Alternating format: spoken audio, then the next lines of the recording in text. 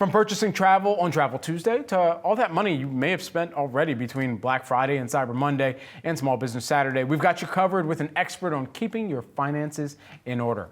Here with some tips on paying off post-holiday debt, we've got David Kimball, who is the CEO of Prosper. David, great to have you here with us. We know that Prosper is an online peer-to-peer lending marketplace connected with people who want to borrow, with people looking to invest. So start us off with your 3 options to help you pay off debt.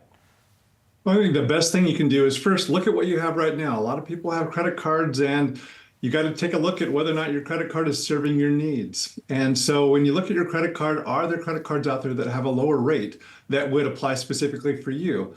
The other thing that obviously for Prosper, personal loans, we think is an excellent opportunity. That's an opportunity for you to consolidate your debt, eliminate a lot of those many credit cards you have, pull it all together at one place, have one payment, have it be fixed in nature, and be able to pay that down. And then to the extent that you have a home, a lot of people will take a look at their home equity and determine whether or not they can do a home equity loan or a home equity line of credit.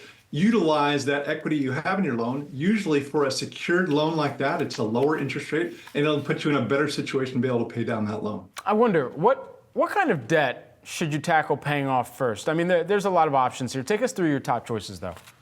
Well, listen, I think credit card is one of those. I think usually when you're looking at a credit card, there's a minimum payment due there. That minimum payment is usually not enough to begin to pay a whole lot of principal down. The key with debt is you want to get out of it. It's nice to have that around. It's nice to have the option to be able to spend there. It's nice to have that excess supply, if you will. But if you're using your debt, ultimately what you want to do is pay it down, get to a point where you're saving money rather than spending that money. So credit card is the first one that I take a look at, partially because it's revolving in nature, and it's really hard to get on top of that if you continue just to pay that minimum over time. What are some of the first steps to really pull off a successful debt consolidation? Well, first you need to take a look at your own budget. You need to take a look at how much income do I have? Once you figure out how much income you have, then let's take a look at what am I spending on? There are certain things that you absolutely have to take care of. You've got to look at your home expenses. You've got to take a look at your utilities. You've got to look at your car payment. Once you've taken a look at that income and you subtract all of those necessities, then you take a look at those wants.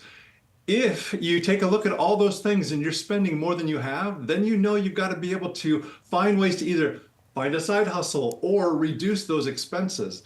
That's really the key, because if you are not changing your spending habits and you just continue to overspend, there isn't a debt consolidation option that's going to be a great item for you other than for a short-term need. You really need to change your habits first, and that's a difficult thing to do, but being honest with yourself, taking a look at your ins and your outs makes a huge difference on your ability to be able to address that need. No, that's a great point. You know, a popular strategy that we hear about pretty often are Avalanche and snowball in trying to pay down debt. How do those work, and how can people choose which may be most effective for whatever their debt situation may look like? Well, listen, if you look at your overall options there, if you want to do everything all at once, you want to take that avalanche approach, then you need to take a look at something that can take a look at all of your debt altogether. That can be much more difficult to do, because effectively what you're asking for is, can somebody lend me even more so that I can pay down everything? If you're looking at the snowball methods, one of the things that you can do is, how can I pay a little bit at a time? Let me take a look at that most expensive credit card. Let me pay that one down first and focus on that specifically, knowing that you're not going to be able to do it all at once, and it's okay.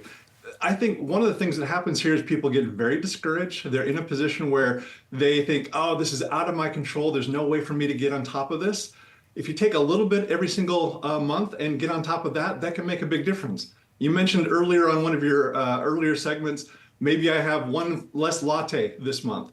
Those are the kinds of steps that you need. You don't have to take a massive difference in your approach on your lifestyle, but if you take minor changes, that can have a big impact on your ability to pay down your debt. David, just lastly, while we have you, what is the debt that will impact or have the largest impact potentially on your credit worthiness? Well, I think ultimately the debt that has the biggest impact is the debt you're not paying down. So to the extent that you're in a position where you're foregoing payments, that you're delinquent on your payments, that's going to have the biggest impact, because people will look at that. The lenders will look at that and say, listen, this individual is not paying here. Why do I want to extend more lending over here, knowing that they're unwilling to pay on this obligation? The first thing you need to do is get on top of your existing payment requirements, pay those down. That's going to put you in a much better position to be able to get access to additional credit and even better credit.